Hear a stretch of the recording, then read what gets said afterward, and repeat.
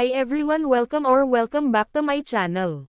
Kim Chiu at Paolo Avellino sobrang sweet pala sa kanilang Dubai moments, naging sila na kaya sa mga moments na ito.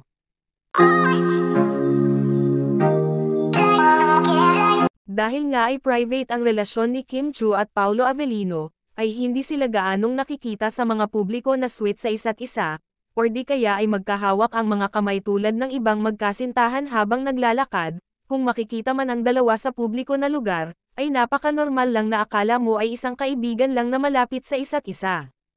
Pero ngayong araw nga ay may pa-BTS itong si Kimi kung saan ay kasama si Paolo Avellino, at ang naturang BTS nga ng dalawa ay kuha ito sa kanilang mga kaganapan sa Dubai.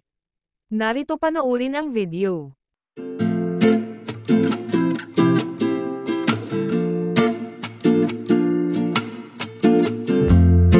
Base sa isang source ay marami pang mga kilig moments ng dalawa nang mag-event pala sila sa Dubai, at noong nag-Dubai nga ang Kim Pao ay magkasintahan na pala ang dalawa. Sa minsan pa nga may isang damit talaga na ayaw ni Paolo na suotin ni Kim Chiu, pero, talagang pinapahiwatig daw ito ni Kim ng maayos kay Pao na lahat ng mga sexy na kanyang sinuot ay para sa trabaho lamang tulad ng kanyang mga endorsements, at walang dapat na ipag-alala si Paolo.